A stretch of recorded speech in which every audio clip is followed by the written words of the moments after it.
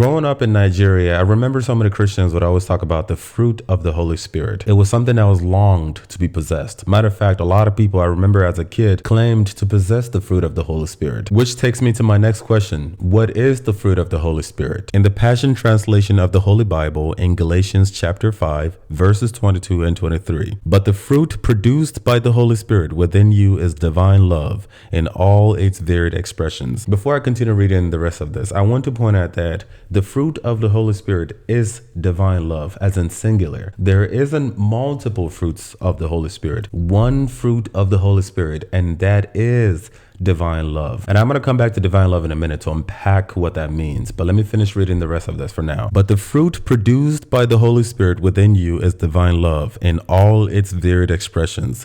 Joy that overflows, peace that subdues, patience that endures, kindness in action, a life full of virtue, faith that prevails, gentleness of heart, and strength in spirit. Now, let's go back to divine love. It is important that we recognize that the Bible didn't just say love, it said divine love. What does divine imply? To be divine means to be godlike. It means to be limitless. It means to be infinite. It means to be never ending. To be divine means to be beyond time itself. Something that is divine is something that has no beginning, it has no midpoint, it has no end, it has no polar opposites. This is a type of love that radiates from your soul if indeed you do have the fruit of the Holy Spirit. When you divinely love someone, as in never ending love, a love that has no polar opposites, a love that has no beginning, no ending, a love that is godlike, a love that is infinite. If you truly, truly, divinely love someone from the depths of your soul beyond time itself, you will have joy that overflows. You will have peace that subdues. You will have patience that endures. You will show so much kindness in action. You would definitely live a life full of virtue. You would have faith that prevails. You would have gentleness of heart. You see, the interesting thing about divine love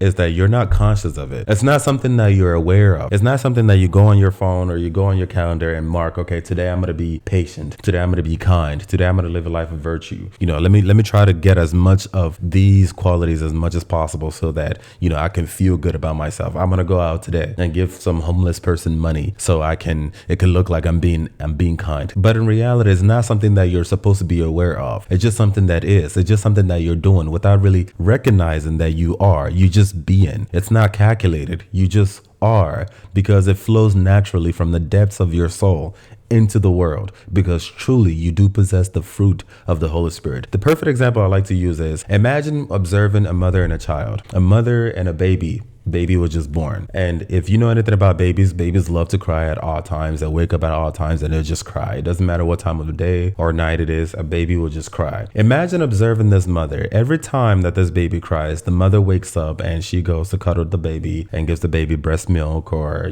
food or whatever it is that the baby wants until the baby goes back to sleep. And then maybe like 30 minutes later or maybe 2 hours later, the baby starts crying again. And then the mother comes back and then, cuddles the baby back to sleep, and back and forth and back and forth. The mother does this every day, every week, every month, until the baby starts to gradually grow into understanding that, hey, mom needs some space. From the observer's perspective, it will be perceived as though the mother is being so patient with this child. The mother is being so kind to this child. But the mother herself doesn't necessarily perceive herself as patient or kind. She just is. She's just loving her child. This is her child. It's not a thing that she's processing. Oh, I guess I have to be patient with this kid. Oh my God, I guess I have to be kind to this child. I mean, granted, there are parents and mothers like that. We're definitely not checking. We're not talking about those parents. I'm talking about an actual mother, a loving mother who loves her child unconditionally. This mother doesn't wake up every time the baby starts crying and says, oh my God, I have 5 more times of dealing with this nonsense before I go crazy. No, the mother is constantly patient, constantly kind, without even realizing she is, because from her perspective, she just is. There's no other way for her to be than to be present, to be loving and gentle and persistently in her child's life as a truly loving mother would be for her child. This is the type of divine love that the Bible is talking about. When you possess the fruit of the Holy Spirit, which is divine love, you know God.